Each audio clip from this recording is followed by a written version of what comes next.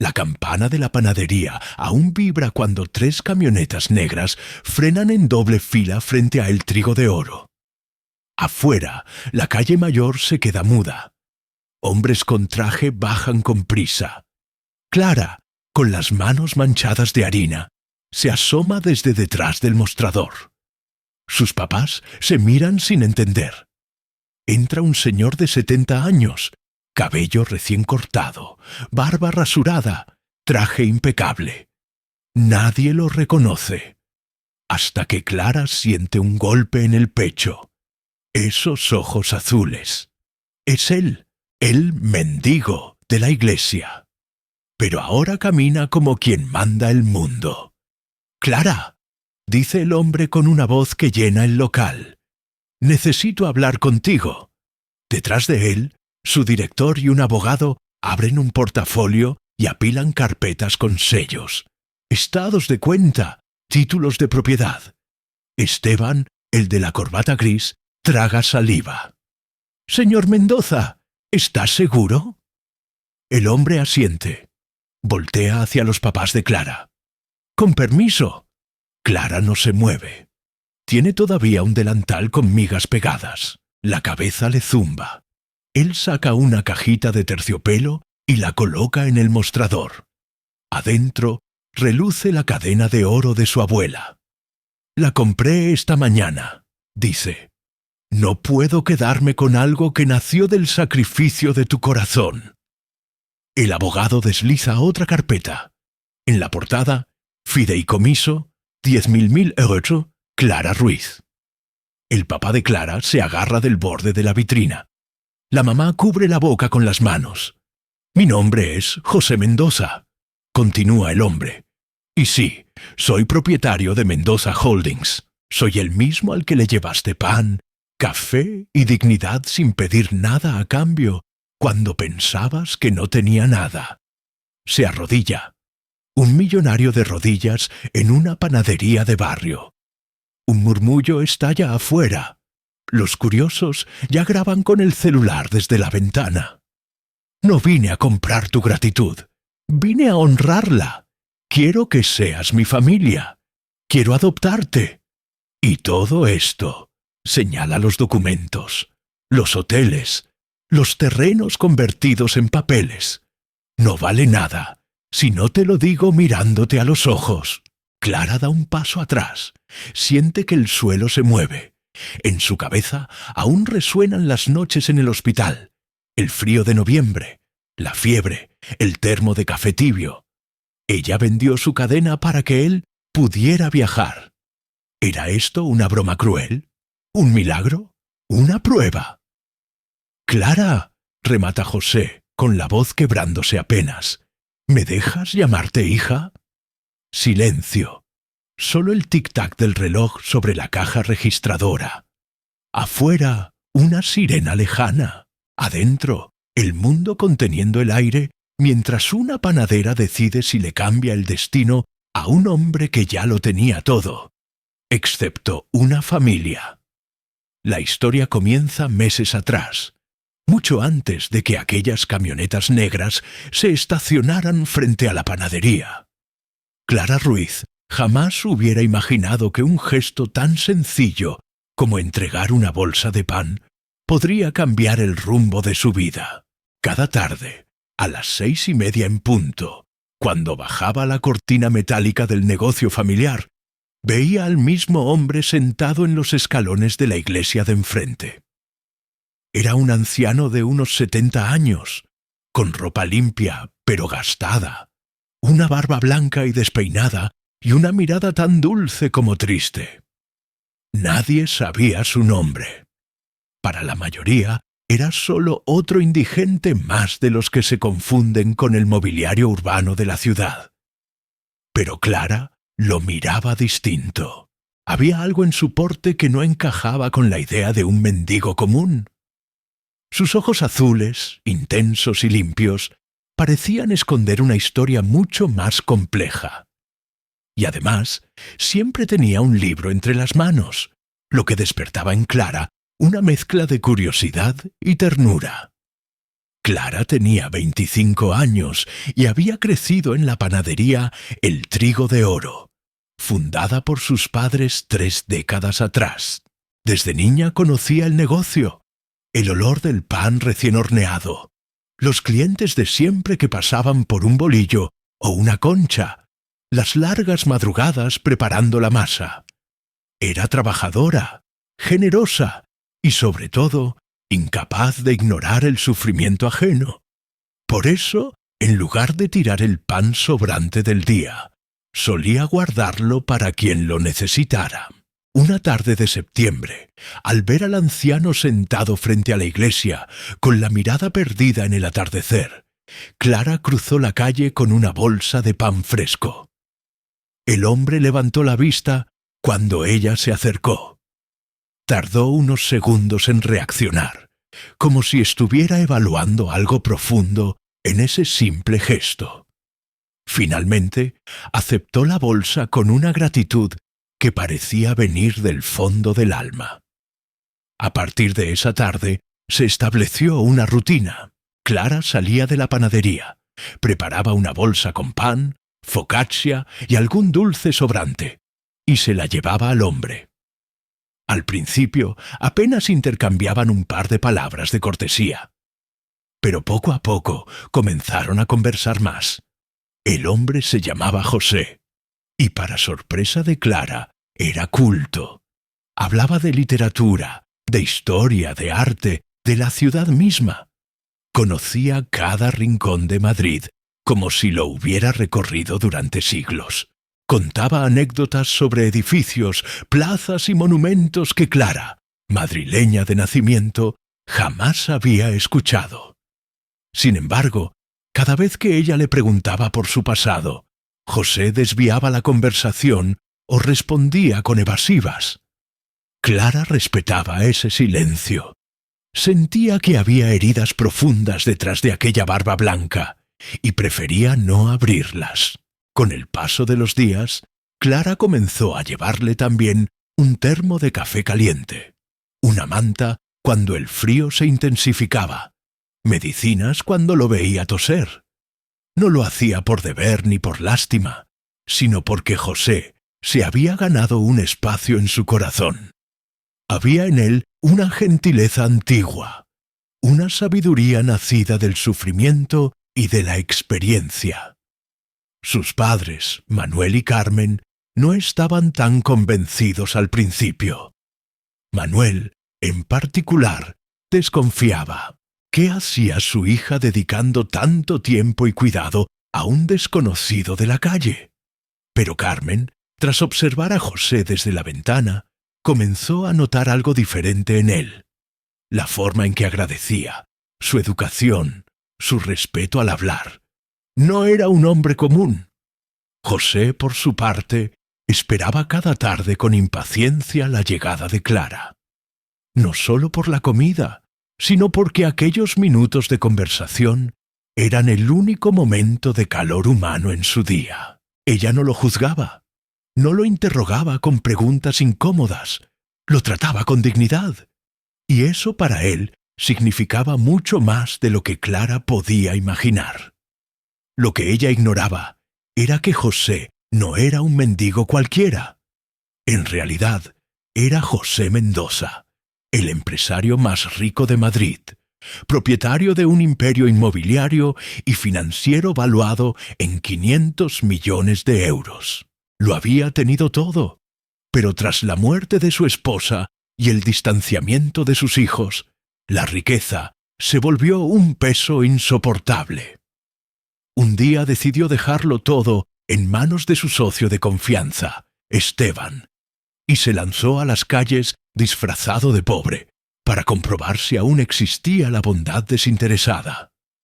Durante meses recorrió diferentes ciudades de España: Barcelona, Valencia, Bilbao, Sevilla. En todas partes la historia fue la misma: indiferencia, desprecio o, a lo sumo, una caridad condescendiente. Nadie lo miraba a los ojos, nadie lo trataba como persona, hasta que llegó a Madrid y conoció a Clara. Ella lo veía, lo escuchaba, lo respetaba. Y en ese gesto sencillo, José sintió renacer algo que creía perdido: la esperanza. Pasaron semanas y luego meses. Las conversaciones se hicieron más largas. José le contó fragmentos de su historia. Una esposa que había muerto de cáncer, hijos que ya no lo buscaban, una casa demasiado grande y silenciosa que se volvió insoportable. Nunca le reveló toda la verdad, pero sí lo suficiente para que Clara entendiera su soledad. Clara lo escuchaba con atención, notando la tristeza en sus ojos cada vez que mencionaba a su familia. No hacía preguntas de más. Respetaba ese territorio lleno de cicatrices. Y José, aunque callaba su identidad real, empezó a sentir que aquella joven le devolvía la vida poco a poco. El 15 de noviembre, todo cambió. Madrid sufrió una tormenta intensa que duró 3 días, con lluvias torrenciales y temperaturas heladas.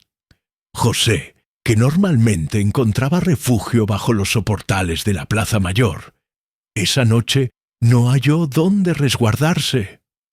Clara lo encontró al día siguiente desplomado en los escalones de la iglesia, temblando de fiebre y casi inconsciente. Sin dudar, llamó una ambulancia y lo acompañó al hospital. Durante 3 días, José estuvo entre la vida y la muerte. Los médicos hablaban de neumonía grave y complicaciones propias de su edad. Clara no se movió de su lado. Faltó al trabajo, discutió con sus padres, gastó sus ahorros en medicinas. Pasó noches enteras en una silla incómoda, velando por aquel anciano que, para todos los demás, era un desconocido. José deliraba por la fiebre, murmuraba nombres y palabras inconexas. Elena, Miguel, contratos, millones. Los médicos le dijeron a Clara que era normal, que los pacientes en fiebre alta suelen fantasear con vidas que no tuvieron. Pero ella empezó a intuir que detrás de José había mucho más de lo que aparentaba. Cuando José despertó y vio a Clara dormida junto a su cama, con el cabello desordenado y las manos agrietadas por el frío, sintió que algo se rompía dentro de él. Nadie, en toda su vida de riqueza y poder, había hecho tanto por él sin pedir nada a cambio. En ese instante, decidió que debía decirle la verdad. No podía seguir mintiendo a quien lo había cuidado con tanto amor desinteresado. Pero antes quería asegurarse de algo: que los sentimientos de Clara fueran genuinos y no estuvieran influenciados por el dinero. Así que ideó una última prueba. Al ser dado de alta, le dijo que debía marcharse, que había conseguido un trabajo en otra ciudad, pero necesitaba dinero para el viaje, 200 euros, una cifra altísima para alguien como Clara, que apenas ganaba lo justo en la panadería. Clara no dudó. Reunió el dinero vendiendo lo único de valor que tenía, la cadena de oro heredada de su abuela. Al día siguiente, entregó el sobre con los billetes pequeños a José, con una sonrisa tímida. Él tomó el dinero con manos temblorosas. No por la edad ni por el frío, sino por la emoción. Esa joven había entregado su recuerdo más preciado para ayudar a quien creía un simple mendigo. Y en ese momento, José Mendoza, el hombre más rico de Madrid, rompió en llanto. Clara, confundida, le preguntó por qué lloraba. José solo respondió: «Porque aún existen personas buenas, y tú eres la prueba». Lo que vendría después cambiaría para siempre sus vidas. Clara no podía creer lo que estaba escuchando. Frente a ella, aquel hombre que había conocido entre harapos y frío, el mismo que había sostenido libros viejos en los escalones de la iglesia, acababa de decir que se llamaba José Mendoza, dueño de un imperio de $500 millones. Al principio pensó que deliraba todavía, que la fiebre le había dejado secuelas. Se rió nerviosa, esperando que él corrigiera la broma. Pero José no reía. Sacó de su mochila un teléfono último modelo, encendió la pantalla y marcó un número. Puso el altavoz. Al otro lado contestó una voz grave, preocupada. Era Esteban, su socio de confianza. «Señor Mendoza, ¿dónde demonios ha estado?», dijo el hombre casi sin aire. «Llevamos 3 meses sin noticias. La Junta lo necesita. Hay contratos pendientes, inversionistas impacientes». Clara se quedó helada. La voz era respetuosa, casi temblorosa. Y él, José, le respondió con calma. «Estoy bien, Esteban. Necesitaba tiempo para pensar. Mañana nos veremos. Trae los documentos que dejamos pendientes». La llamada terminó. El teléfono desapareció en la mochila. Clara sintió que el piso se le movía. ¿Y si era verdad? ¿Y si el mendigo culto que había cuidado todo este tiempo era realmente uno de los hombres más poderosos de España? José la miró con ternura. «Clara, todo lo que escuchaste es cierto, y todo lo que hiciste por mí, lo hiciste sin saber quién era. Eso es lo que vale». Ella no sabía si llorar, gritar o salir corriendo. Se aferró al mostrador de la panadería para no perder el equilibrio. Su padre, Manuel, frunció el ceño con desconfianza. «¿Usted pretende que creamos esta historia fantástica?», gruñó. «¿Un millonario disfrazado de vagabundo sentado en nuestra puerta 3 meses?» José respiró hondo. Sabía que no sería fácil. «No quiero que me crean por mis palabras. Mañana, a las 10, vendré con mi equipo. Les mostraré pruebas». Y así lo hizo. A la mañana siguiente, 3 camionetas negras se detuvieron frente a la panadería. De ellas bajaron hombres de traje impecable. Uno de ellos era Esteban, otro un abogado, y el tercero, el contador de la empresa. Traían carpetas, maletines y tabletas electrónicas. Clara, sus padres y hasta algunos vecinos curiosos miraban con incredulidad. José entró primero. Ya no tenía la barba larga ni la ropa gastada. Vestía un traje azul oscuro, el cabello peinado hacia atrás, los zapatos brillando. Era otro hombre, y sin embargo, sus ojos seguían siendo los mismos. El abogado abrió un maletín y colocó sobre la mesa una pila de documentos. Extractos bancarios, títulos de propiedad, registros empresariales. Esteban mostró cifras en una tableta. Hoteles, centros comerciales, terrenos en Europa, inversiones millonarias. Manuel y Carmen estaban atónitos. No había duda. Aquel hombre era quien decía ser. Pero lo más sorprendente fue lo que vino después. José tomó la palabra con voz firme, aunque cargada de emoción. «Clara, estos 3 meses me diste algo que nadie más me dio en toda mi vida. Afecto sincero. Tus padres también me acogieron, aunque con reservas. Y por eso estoy aquí. Quiero que sepas que no pienso arrebatarte tu familia. Al contrario, quiero ampliar la mía». Sacó una carpeta azul con letras doradas. El abogado la abrió y leyó en voz alta. «Solicitud de adopción de adulta. Clara Ruiz». Clara casi dejó caer la bandeja que tenía en las manos. «Adopción», susurró. José se arrodilló frente a ella, el millonario más influyente de Madrid, de rodillas en una panadería de barrio. «Sí, quiero adoptarte como hija. No para comprarte, no para pagarte, sino porque tú me enseñaste que aún existe la bondad en el mundo. Mis hijos de sangre me olvidaron. Tú, sin deberme nada, me cuidaste como nadie. Quiero que seas mi familia». Los ojos de Clara se llenaron de lágrimas. Miró a sus padres buscando respuesta. Manuel estaba pálido. Carmen tenía la mano en el pecho, temblando. «Esto es una locura», murmuró Manuel. «No conocemos a este hombre. ¿Cómo vamos a entregar a nuestra hija así, de la noche a la mañana?» José se levantó despacio, respetuoso. «Entiendo sus miedos. No quiero separar a Clara de ustedes. Por eso, cualquier decisión será tomada con calma. Mientras tanto, he preparado un fideicomiso de 10 millones de euros a nombre de Clara. No importa lo que decida, ese dinero ya es suyo». El contador mostró los documentos. Las cifras eran reales. La fortuna existía.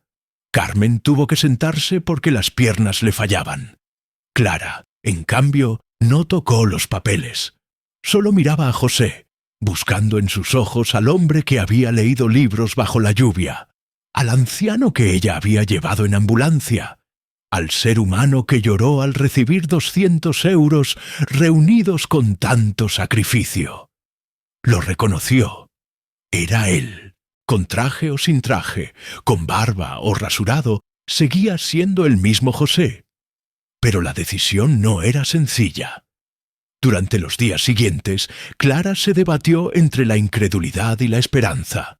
Sus padres discutían a todas horas. Manuel repetía que todo era una manipulación. Carmen, aunque también asustada, sentía que José hablaba con el corazón. Mientras tanto, los hijos biológicos de José se enteraron de la noticia. Los periódicos ya habían publicado titulares. El magnate desaparecido adopta a una panadera. Miguel, el mayor, explotó de furia. Lucía y Andrés, aunque sorprendidos, se mostraron más contenidos. Miguel contrató abogados y anunció que impugnaría la adopción. Decía que su padre estaba loco, manipulado, incapaz de tomar decisiones coherentes. José, sereno, respondió con calma: «Siempre serán mis hijos. Siempre tendrán su lugar en la empresa y en mi corazón, pero no pueden negarme el derecho a elegir mi propia familia». La tensión crecía. Los medios acampaban frente a la panadería. Clientes y vecinos llegaban solo para mirar a la joven que había conquistado el corazón del millonario. Clara se sentía abrumada. Nunca buscó fama ni fortuna, y ahora todo el país hablaba de ella. José la protegía lo más que podía. Pasaba tiempo con ella en silencio, preparando pan, recordándole que, al final, lo que importaba era lo que habían compartido en los escalones de la iglesia. Una tarde, cuando Clara no soportaba más la presión, José la llevó al lugar donde todo había empezado. Se sentaron juntos frente a la iglesia como tantas veces antes. Él llevaba consigo una cajita de terciopelo. La abrió. Dentro estaba la cadena de oro que ella había vendido para reunir los 200 euros. La recuperé esta mañana. Le pagué al joyero 10 veces lo que valía, porque no era solo oro. Era tu recuerdo más preciado. No podía permitir que lo perdieras por mi causa. Clara la tomó entre sus manos y rompió en llanto. «¿Por qué me mentiste?», preguntó con la voz quebrada. «¿Por qué me hiciste creer que eras pobre?». José se inclinó, con lágrimas también en los ojos. «Porque necesitaba saber si alguien podía verme por lo que soy, no por lo que tengo. Y tú lo hiciste. Tú me viste, Clara». Ella lo abrazó. Por primera vez, aceptó que aquel hombre, rico o pobre, era parte de su vida. La decisión se acercaba. El abogado preparaba documentos, los medios presionaban, Miguel gritaba en tribunales. Pero Clara tenía claro que no se trataba de dinero, ni de herencias. Se trataba de familia. Y entonces tomó la condición que sorprendería a todos. Aceptaría la adopción, pero con una cláusula especial. Sus padres biológicos, Manuel y Carmen, debían formar parte de la nueva familia. No estaba dispuesta a abandonarlos ni a cambiarlos. José sonrió con alivio. No esperaba menos de ti. Lo que vendría después marcaría el inicio de una nueva etapa, no solo para ellos, sino para todo Madrid. La ceremonia de adopción se celebró en el salón principal del Ayuntamiento de Madrid. El eco de los pasos resonaba en las paredes altas, mientras invitados, empresarios, periodistas y funcionarios se acomodaban en sus asientos. Clara, vestida con un traje sencillo color crema, sentía que sus manos temblaban. A su lado estaban Manuel y Carmen, sus padres biológicos, con el orgullo y la incredulidad reflejados en el rostro. José Mendoza entró acompañado de Esteban y de su abogado. Llevaba un bastón elegante que, más que apoyo, parecía símbolo de autoridad. Los murmullos llenaron el salón. El magnate que había desaparecido 3 meses como indigente, ahora llegaba para adoptar a una dependienta de panadería. Cuando el alcalde tomó la palabra, el silencio se hizo absoluto. «Hoy somos testigos de un acto poco común», dijo con solemnidad. José Mendoza, uno de los empresarios más influyentes de nuestro país, ha solicitado la adopción legal de Clara Ruiz, quien ha demostrado un vínculo afectivo más fuerte que el de la sangre. Clara apenas escuchaba las palabras. Sus ojos estaban fijos en José. Él la miraba con serenidad, como si quisiera transmitirle confianza. Cuando el juez preguntó si aceptaba la adopción, su voz salió firme, aunque el corazón le latía como tambor. «Sí, acepto». El juez sonrió. Manuel apretó la mano de Carmen. José cerró los ojos un segundo, como si descargara el peso de años de soledad. Entonces, desde este momento, Clara Ruiz es legalmente hija de José Mendoza. Los aplausos llenaron el salón. Clara sintió que una ola de emociones la envolvía. Miedo, alegría, gratitud, esperanza. Nunca había imaginado que su vida daría un giro tan radical. Pero el verdadero cambio vino después. José cumplió la promesa que le hizo.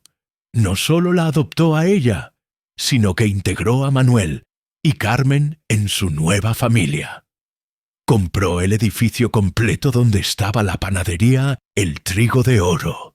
Remodeló los pisos superiores y los convirtió en departamentos de lujo para ellos. Reformó el local, dotándolo de vitrinas modernas, hornos de última generación y una decoración cálida que combinaba tradición y elegancia. La reapertura de la panadería fue un acontecimiento. Las cámaras grababan a Clara cortando la cinta junto a José. Los periódicos titularon «De panadera a heredera, la hija elegida de Mendoza». Pero lo más importante fue que los clientes de siempre, los vecinos de toda la vida, siguieron llegando cada mañana por su bolillo, su concha, su café con leche. Clara no había perdido su esencia. Seguía saludando con la misma sonrisa sencilla. José, lejos de retirarse, asumió un nuevo rol en su empresa. Volvió a Mendoza Holdings, pero no como el hombre frío de antes, sino con un propósito renovado. Declaró que transformaría la compañía en una sociedad de beneficio, destinando el 30% de las ganancias a proyectos sociales. La noticia sacudió al mundo empresarial. ¿Un magnate dedicando parte de su fortuna a los pobres? Muchos lo consideraron locura. Otros lo llamaron visionario. José no escuchaba críticas. Ya había probado el sabor amargo de la riqueza vacía. Ahora quería llenarla de significado. Se abrieron centros de acogida para indigentes, comedores comunitarios y programas de reinserción laboral. El primero se inauguró en Lavapiés, el barrio donde José había nacido pobre. Allí, frente a decenas de familias humildes, pronunció un discurso que se volvería famoso. «La verdadera riqueza», dijo, «no se mide en cuentas bancarias, sino en las personas que te llaman familia, aunque no tengan tu sangre». Clara estaba a su lado, con un delantal blanco, sirviendo pan caliente a los asistentes.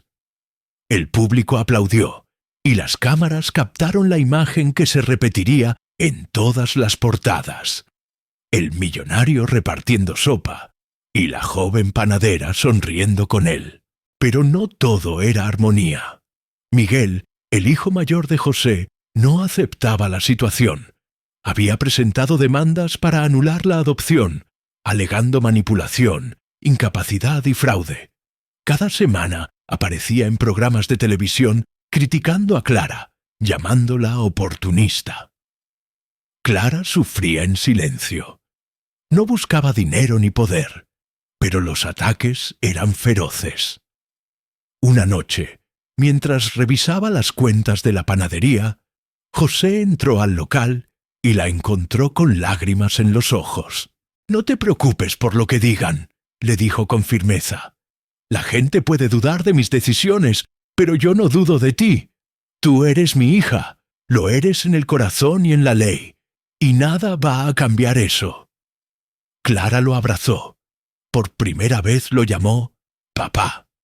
José sintió que esas 3 letras eran el mejor regalo de toda su vida. Lucía y Andrés, los otros 2 hijos, tenían posturas diferentes. Lucía, al principio distante, empezó a visitar a su padre, después de ver cómo había renacido junto a Clara. Andrés, aunque resentido, comenzó a acercarse poco a poco, participando en algunos proyectos sociales. La familia estaba lejos de estar unida, pero al menos había un puente.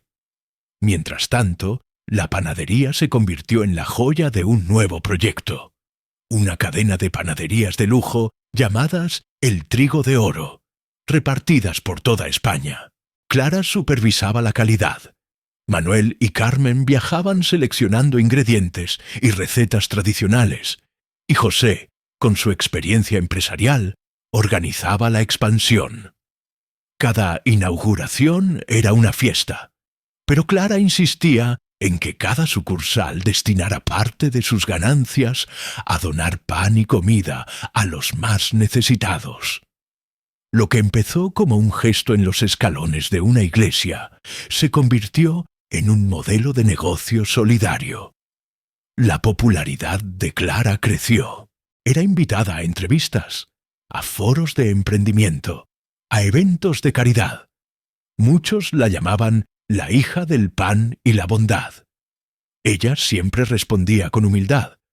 Yo solo hice lo que cualquiera debería hacer: ver a una persona y tratarla como tal. Un año después de la adopción, José cumplió 71 años. La fiesta se organizó en su mansión de las afueras de Madrid, aquella casa inmensa que había estado vacía y silenciosa desde la muerte de Elena, su esposa. Ahora la mansión estaba llena de vida. Risas, música, empleados, vecinos, clientes de la panadería, beneficiarios de los centros sociales. José levantó su copa durante el brindis. Hace un año era el hombre más rico y más solo de Madrid. Hoy sigo siendo rico, pero ya no estoy solo. He descubierto que la verdadera riqueza no se guarda en bóvedas, sino en los corazones que nos acompañan. Todos aplaudieron. Clara, sentada a su lado, sonrió con lágrimas en los ojos. Nunca había buscado ser parte de una familia poderosa, pero había encontrado en José un padre, en su empresa un propósito y en su comunidad una misión. Esa noche, cuando la fiesta terminó y los invitados se fueron, Clara y José se sentaron en el jardín de la mansión a mirar las luces de Madrid brillando en el horizonte. Manuel y Carmen ya dormían en sus departamentos recién remodelados. «¿Sabes qué pienso, papá?», dijo Clara en voz baja. que aquel día que te vi en los escalones de la iglesia no fue casualidad, fue el destino. José asintió, conmovido. Dos almas solitarias que se necesitaban mutuamente.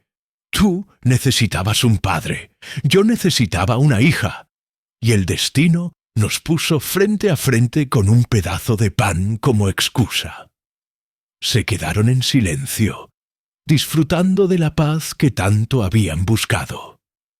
José cerró los ojos un instante y agradeció al cielo. Al día siguiente, como ya era costumbre, ambos se levantaron temprano para abrir la panadería. José, con delantal blanco, ayudaba a Clara a amasar la harina. Los clientes sonreían al ver al magnate detrás del mostrador, sirviendo café y pan dulce. La escena se volvió cotidiana.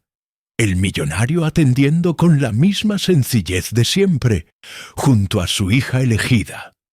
Y cada tarde, al cerrar, pasaban frente a la iglesia donde todo había comenzado. José se detenía un momento, miraba los escalones vacíos y susurraba: «Gracias, destino», porque a veces un simple trozo de pan ofrecido con amor puede cambiar dos vidas para siempre.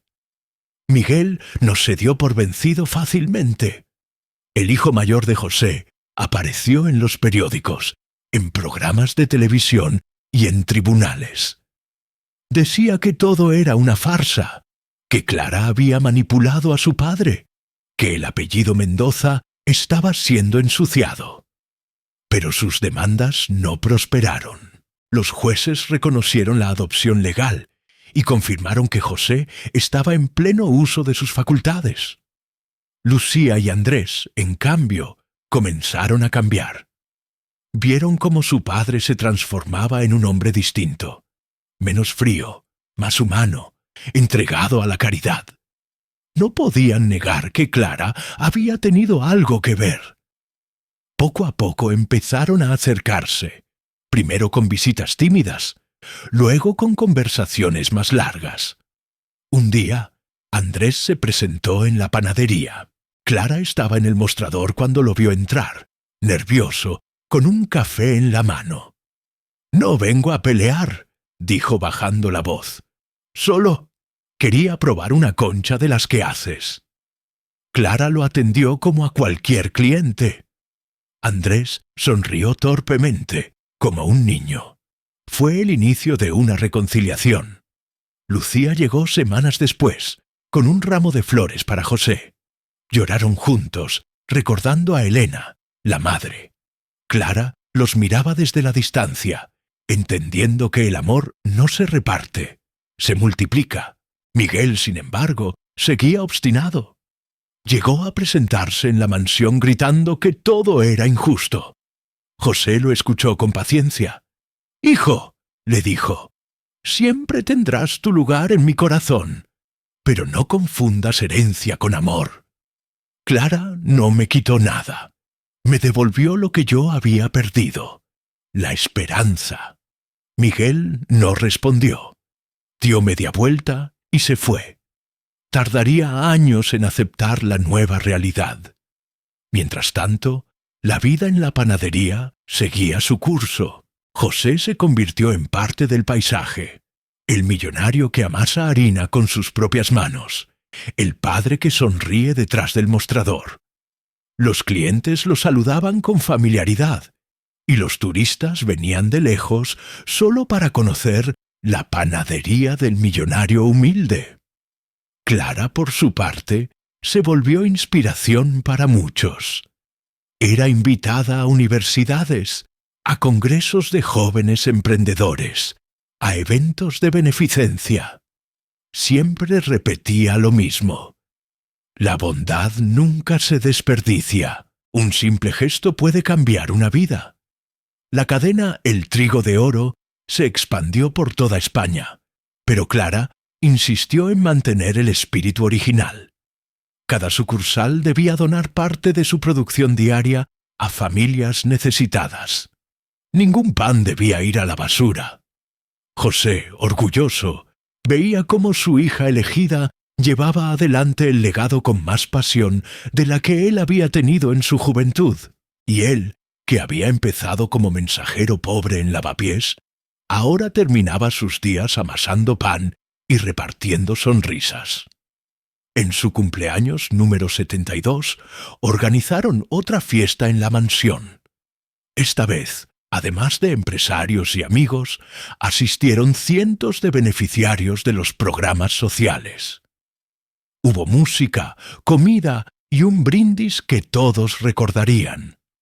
José levantó la copa y dijo: «Hace un año, cuando adoptaba a Clara, muchos pensaron que estaba loco. Hoy les digo que fue la mejor decisión de mi vida, porque entendí que la familia no siempre viene de la sangre, sino de las elecciones que hacemos con el corazón». El aplauso fue unánime. Clara lo abrazó fuerte. Los ojos de Manuel y Carmen brillaban de orgullo. Lucía y Andrés estaban presentes también, sonriendo tímidamente. Incluso Miguel, aunque no quiso acercarse, observaba desde la distancia, con la rabia poco a poco cediendo a la nostalgia. Esa noche, cuando todos los invitados se marcharon, José y Clara se quedaron en el jardín mirando las luces de Madrid. «¿Sabes algo, hija?», dijo José. «Yo creía que ya lo había vivido todo. Negocios, viajes, lujo. Pero descubrí que la verdadera fortuna no está en el dinero. Está en momentos como este.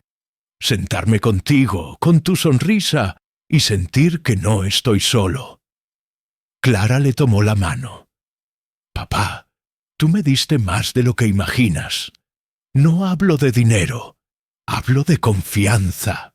Me enseñaste que uno puede elegir a su familia, y eso me cambió para siempre». José cerró los ojos, agradecido. El viento fresco de la noche acariciaba los árboles, y el murmullo lejano de la ciudad parecía un coro que celebraba su nueva vida. Al amanecer, como cada día, ambos fueron juntos a abrir la panadería. El olor a pan recién horneado llenó el aire. Los clientes habituales llegaron, saludaron con cariño y se llevaron su pan de siempre. Nadie veía a José como un millonario. Lo veían como parte del barrio, como el hombre que había decidido servir en lugar de ser servido. Y cada tarde, al cerrar, pasaban frente a la iglesia donde todo había comenzado. José siempre se detenía unos segundos, miraba los escalones vacíos y susurraba: «Gracias, destino», porque a veces basta un simple trozo de pan para cambiar dos vidas. Porque las familias más hermosas no siempre nacen de la sangre, sino del amor elegido. Y porque la verdadera riqueza no se mide en cuentas bancarias, sino en los corazones que tocamos. José Mendoza, el magnate que lo tuvo todo, encontró la fortuna más grande en una joven panadera que le enseñó a creer otra vez. Y Clara, que nunca había buscado riquezas, descubrió que la humildad y la generosidad eran tesoros más valiosos que cualquier herencia. Su historia se convirtió en leyenda, una leyenda que aún hoy inspira a miles de personas a mirar al prójimo con bondad, a dar sin esperar nada a cambio, a recordar que los milagros a veces comienzan con un simple gesto. Y si esta historia te conmovió tanto como a mí al contarla, recuerda algo. Así como Clara y José encontraron una fortuna en la bondad, tú también puedes aprender cómo transformar tu vida con lecciones de generosidad, éxito y propósito. Suscríbete ahora a Mentores de Fortuna y acompáñanos en más historias que cambian corazones y mentes.